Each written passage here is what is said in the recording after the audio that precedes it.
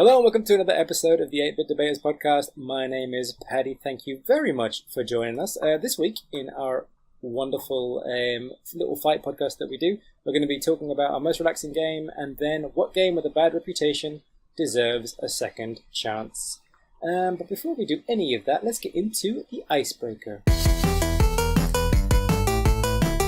The icebreaker. Yeah, this is the part of the show where we get to know each other a little bit better and you get to know us a little bit better. And this week, the question we are asking is, what is the most relaxing game? Alistair. Hello. My friend, how are you? Relaxed already. Relaxed. Excellent. Al, tell the people, what is your most relaxing game? I get hooked on relaxing games because I just get taken too far away with it. And I can just hitting a rock for hours. But mine would be Stardew Valley. Tell the people about Stardew, because that is something I've heard of but never actually tried. I mean, I've heard of it a lot, and then it came onto Xbox, so I picked it up, and then I started playing it, and then I had to go away and not see my Xbox for a while. It was very sad, and so I literally just downloaded it on Steam, and that was it. That was me gone.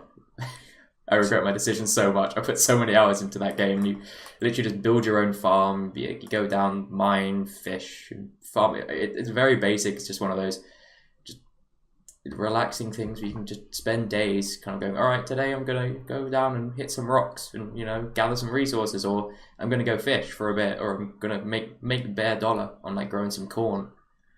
And yeah, next thing you know, 6 hours is gone and your wife's left you. Well, that certainly seems like a relaxing situation. Thank you very much. Al, Geordie, how you doing? Aye, good. Oh, Geordie, you dead? Did I die? Geordie dead, everybody. John, how are you? Yeah, I'm good. I don't know what's John, why don't you tell us about your most relaxing game, John? We'll wait for Geordie to come back from the dead. What happened? I can see you Geordie, guys. you died. Oh, I could hear you guys the entire time. I got really worried. Guys, I can hear a ghost. Potato no. Spooky. It's the ghost of Geordie. All right, Geordie, go on. What's your most relaxing game? My most relaxing game is the Stanley Parable, which is basically, it's a walking simulator, but it has one of the greatest narrators of a game and just narratives of a game. Is it me? No. Hello. Welcome to the Stanley so Parable. Do carry on, sir. Yeah, so it's basically, it's the life of a guy called Stanley, and one day he's working and he just realizes that there's no one else in the office, and you just look around, and then you can go against the wishes of the narrator. So he will say what happens, and then you can do the opposite. So there's a bit where you can just step into a closet and stay in the closet for a bit. And if you stay in there, my friend, the narrator will get very annoyed. And it's hilarious, and it's very relaxing, and there's no action. So it's brilliant. Oh, brilliant. Thank you very much, Geordie. John, how you doing? Yeah, good. Not bad at all. Oh, that's the enthusiasm we're looking for. his act just trailed into a bin. It's John, just the heat waves over. It's so sad. No. What's your most relaxing game? Mario Odyssey, I would have gone with. It's an awesome game. All around, to be honest. It's got a lot of nostalgia to it. It's not an overly difficult game, although it has the potential if you want to take it that bit further. It's just quite good to chill and play. I think what adds to it is the attention to detail, the small little things, like him getting spikes in his nose if you run into a cactus, or the different types of things that he does. If you leave him, he falls asleep and a bird lands on the nose. Yeah, quite entertaining. Yeah, no, it's a great game. It is a very, very good game and a good show. I'm going to probably go for a game called Flower, which was on the PS3, I think, and it was made by the guys who also made Journey, I think, that game company. Oh yeah, that Journey's a great shout. And that is basically, you just play a petal, and you go and you collect other ones, and it's just soothing, and there's nice music, and it's your life. Sorry, go back. You're a pretzel. No, oh my god, that's the game we're making. No, you're a flower petal. If it was a pretzel, that would be so much. We should make this game. You're just a pretzel floating around the city to Iron Bread. Electric people. Oh man, that's brilliant. Oh, well, thank you very much, guys. So now we're going to move on to the main part of the show, what we like to call the mass debate.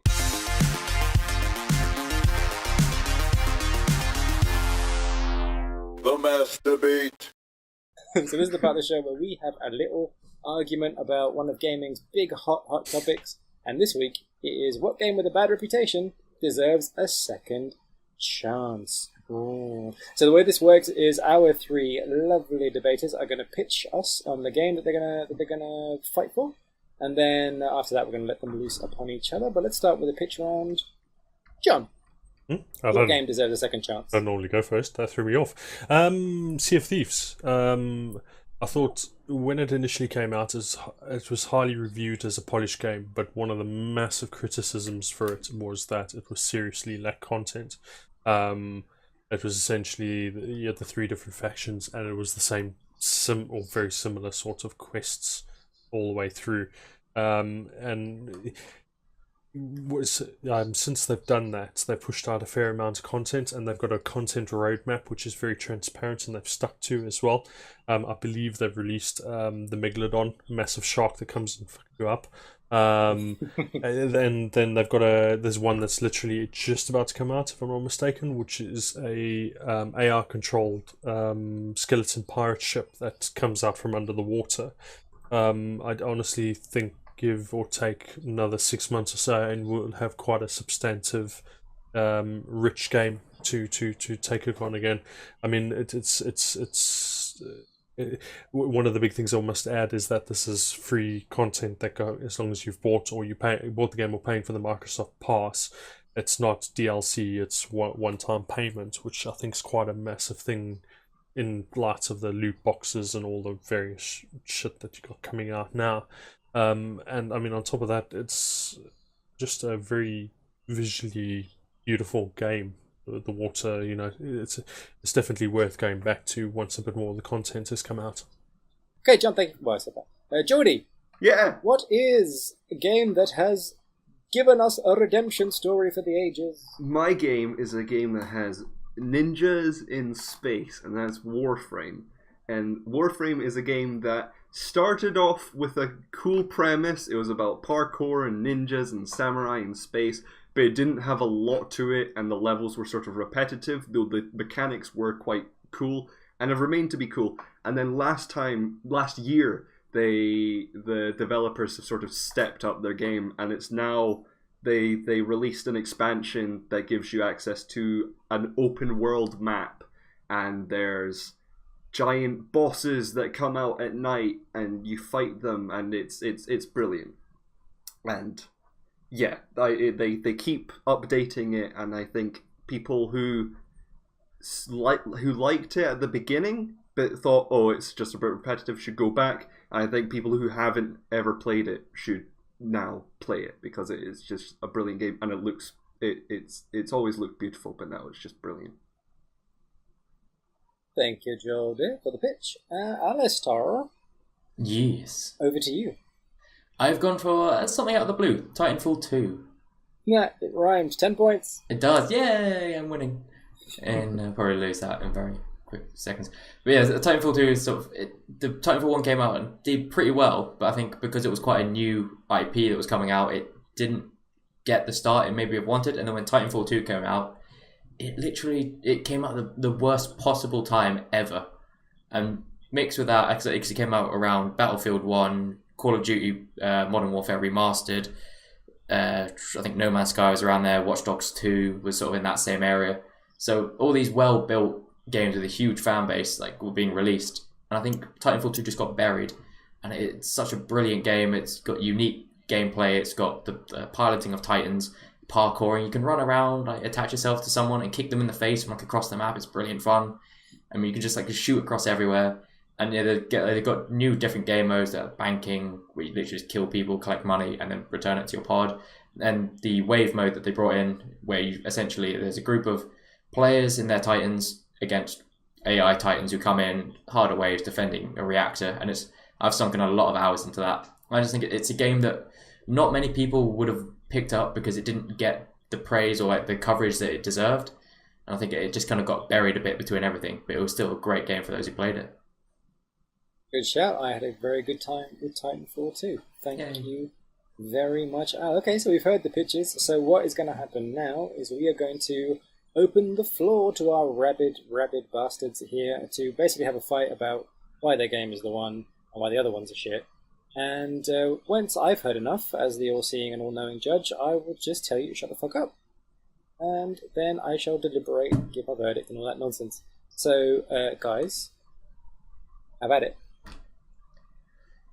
Well, where do I start? Someone has to. The only nature of the show. The only thing I can really think of as a proper argument is that with games like especially with Titanfall 2, I think once it came out around the time of Infinite Warfare. Was that the COD game that came out that year? The Infinite Warfare and the remaster. Yeah, so that's what came out officially. That's why a lot of people didn't play it, because it was another mech game. But I think people should play it. But once Titanfall 2 is like the proper mech. Yeah, once you've completed like the story and once you complete the story, then you just have the online stuff, which can get repetitive. And then the same with Sea of Thieves. John, you said in 6 months maybe it will be good to go back, but then because they've added all this stuff. But once you've killed the Megalodon or whatever you do with that, and once you've defeated the skeleton pirates, would you have to do it again? Have they added more story? Because with Warframe, they have added a lot of stuff. They have added lore and a lot more story, and it's more like a massive MMO RPG where it can just go on for years now. So, okay, that's my argument. I want to jump in here at the Titanfall first. I'll come to you in a moment, Geordie. Okay. The Titanfall 2 choice, I'm struggling to see why you picked that in respect of the question. Because the question is that's got a bad reputation. I don't think Titanfall 2's got a bad reputation. I think it did start to pick up sort of, but people just thought maybe it was a bit too buggy. It didn't quite run as well as it should. I kind of held back on myself from buying it for a while because I didn't think the reviews kind of held up too well.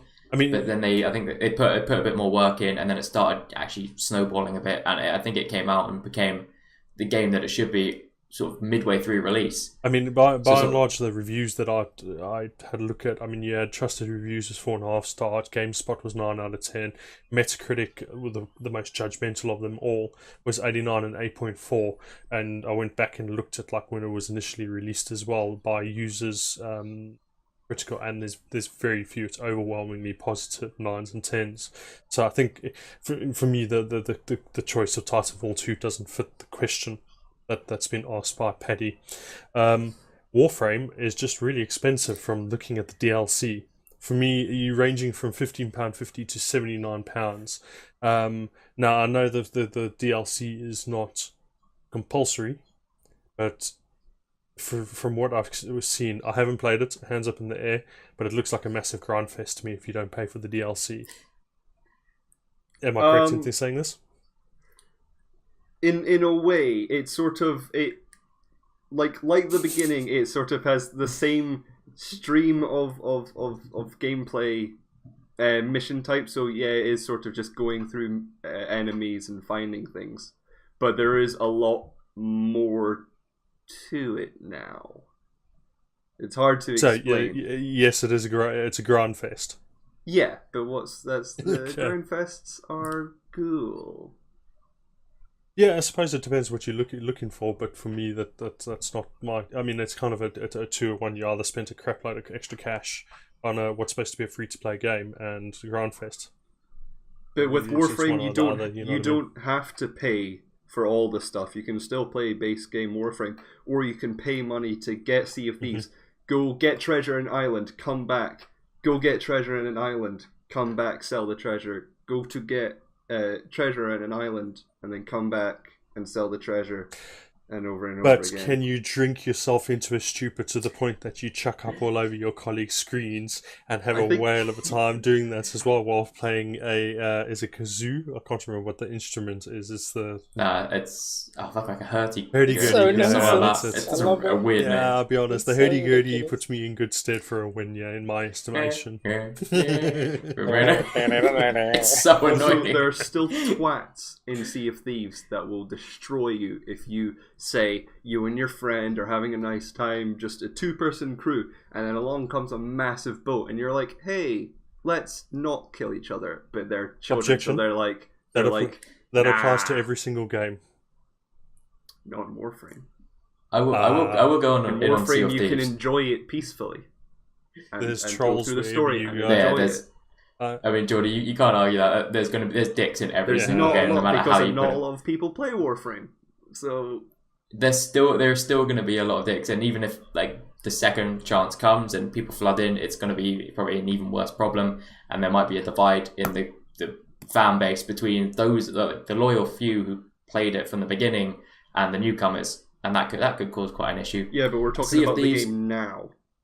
I've never really Yeah, but I mean, experienced bad online player play with Warframe, but with Sea of Thieves. Yeah, but they're I've never constantly being experienced destroyed. bad online play in something like Minecraft, but I know it happens. There's literally YouTube videos where it happens. Just don't go online on Minecraft then.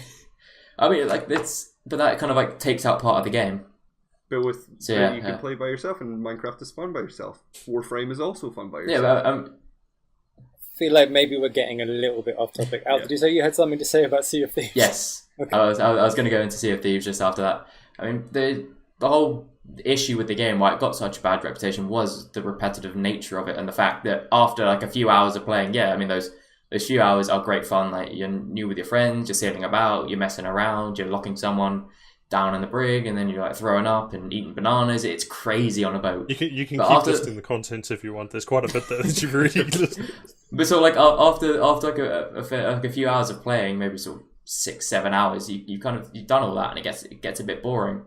And so the fact like anything they've done or added doesn't really change that. Yeah, you can hunt for the Megalodon, and I think the Kraken, when that was released, that was like slated because people were like, oh, it's gonna be what's under the water, what's attacking us? And it was literally just nothing there except tentacles just like shooting out of the water. So like that was just people were like, okay, they tried to add something there and that backfired. It didn't really work. The bad reputation the game hasn't been fixed or changed. It's still there. No, I agree with you, and the issue is this content, which they have a roadmap which they're sticking to. They are on target. They've released their first summer one. There's a second one that's coming at the end of the summer. The Cursed Tales is coming out now. I can't remember what the next one is, but it's in this. I think it's September. It's looking to come out, and then we possibly got another 2 after that for this year alone.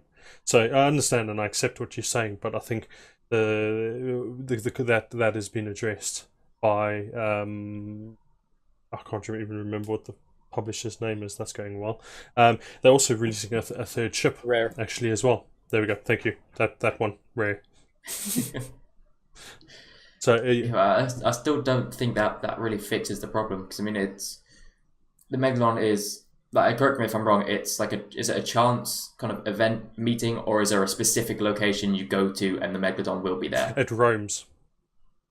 Yeah, so it's sort of like you could be sailing for hours and hours doing absolutely nothing, being bored out of your skull, and possibly not even find what you're trying to look for. So That's what the essentially alcohol's for. in real life or in the game. And people like me trolling. Yeah, so I mean, the only sort of saving grace of the game after you've got bored of just collecting treasure and sailing back is to annoy everyone, and therefore like you ruin. You're the other half that ruins the game for everyone else. Yeah. I mean, I'd totally be on board doing it because like it's entertaining, but the only way you can get entertainment value is by sort of ruining other people's experiences of the game, which kind of doesn't really mean it deserves a second chance. Ruin, it's enlighten, got its- two different ends of a coin. Yeah, you're definitely teaching people what the internet is, and don't trust anyone. Exactly. Can I Yeah, just ask? Yes. Geordie, what is the one thing that Warframe got totally wrong that they are fixing now, and that it's showing in the? What is it? Is that like the one main thing that you think is wrong and that they've fixed and part of this redemption story? I guess compared to what it is now, I think having every sort of map be inside of like a space station that's very enclosed, but now that they've got this open world, it's brilliant to just run along or glide along with your jetpack thingy, and do parkour, and it's brilliant, and it really utilizes what they had and shows what it can now be. Okay, Al, same question to you. Well, What's the one thing they messed up that has been fixed or is fixed? I mean, like, kind of the bad reputation came from Titanfall 1, essentially. And people like, all right, they've got this new idea. Their little bits are cool, but then they tried to make it too much like a Call of Duty, like the existing FPSs, which sort of almost backfired on them because they neglected the aspects that made Titanfall like its own IP and something unique. And in Titanfall 2, they completely fixed that. And they sort of utilized more of the parkouring, the pilots like flinging from a Titan onto a wall onto another Titan, and then they used the Titans, I think, more effectively in different, more creative ways, which added to the entire game. And I think that the whole bad reputation of Titanfall 2 came from how people experienced Titanfall 1, and then that's been fixed essentially by Titanfall 2. Okay, thank you. And John, same question to you. Well, I think I kind of addressed the main one was the content. That there was a severe lack of it. I mean, you had a very well-polished game, which has a lot of potential there, and I think we're starting to see it come through, which I think gives it perfect justification to be given a second chance. Especially as once you committed to it or your Microsoft Pass, you can pick it up or put it back down as you see fit. Plus pirates. Plus pirates. Okay. All right. I'm going to call that one there. I think. This is tricky, guys. Because I'm sitting here thinking, okay, what disappointing games have had a redemption story? So Rainbow Six Siege didn't have anyone playing it, and now it's one of the most played games. No Man's Sky was in the toilet, and now it's like up on one of the most played games on Steam. For Honor, same thing. Any Ubisoft game. I'm thinking of these three games, and I'm like, I don't really know. Titanfall, I think, was a very good game that EA put out to die. Because they wanted, I don't know if they wanted that studio to move on to a Star Wars game, or they just don't like Respawn for some reason, and they don't want their money. I don't know what. Not enough loot boxes. Exactly, not enough loot boxes. That's probably what it was. Yeah. But I'm not sure. I think Titanfall 2 was redeeming of the series, but I'm not sure if the game itself kind of had a tale of redemption. I think the other two probably sound a little bit more. Like there was something that was wrong that they've put right. So between Warframe and Sea of Thieves, I'm just going to go based on, I think, what was said.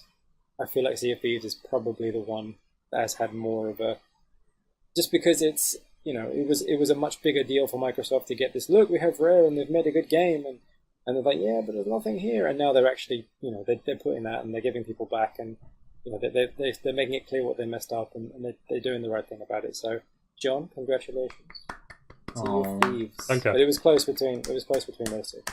Yes, well done, you two. Yes, well done, you bastards. Well, we've got a couple of minutes, so why don't we very quickly go around and everybody just say what you've been playing at the minute. John, what you currently playing? Heroes of the Storm and Last of Us. Bit of a combo. Nice. Nice. How you doing with Last of Us? How are you? Good. I have to pick appropriate times to play it, seeing as how violent it is, and with the little one. But which is generally Teach late him at young, night. John. Yeah, I know. Yeah, I shit myself playing the game. Never mind a freaking infant. But yeah, no. It's time for a change. It's a very good game. Very good. Oh, brilliant. Thank you, Jodie. How about you? I've mainly been playing the game of real life and getting a job at Five Guys, which has been a long and arduous task, many levels. But I have recently... you have to start at Four Guys, work your way up. Yeah, I recently finished South Park Fractured But Whole. Nice. And it was a brilliant game. I don't know if I enjoyed it more than the Stick of Truth, but it was still very good. Cool. Thank you very much. Al? Well, I mean, our dear leader Rob has kind of forced me into playing FIFA. Yes, we've been playing FIFA Pro Clubs. That is true. Yeah, so I mean that's kind of been what I've been doing. Between that and Siege, kind of normally haven't really sat down and kind of played any solo things for myself other than the streams. But yeah, like in terms of what I'm doing in my free time, it's mainly just playing with you guys because friends. Yay. Friends, yeah. Yeah, I've been playing Siege with you guys and FIFA with you guys, and for myself, I've started Mad Max today. Oh, are you enjoying it? Avalanches. Only like half an hour in, but it seems fun. It's kind of got like Batman Arkham style combat, and then a car. So far so good. And it's the Mad Max universe. Well, thank you very much, guys, for that. That was something that happened. If you didn't know, we're the 8-Bit Debaters. This is our weekly podcast where we fight about the big and not so big topics around the internet. And that's brought to you by Twisted Bar Gaming. That is who we are. And you can find us at youtube.com/twistedbargaming. You can find a whole bunch more of these. You can find Let's Plays. You can find a series called One Life View. You can find us wearing silly outfits and silly costumes. And literally, there's no we have no shame. So if you like that, come see us. All right, that'll do. Thank you very much, and we will see you again very soon. Bye. Bye.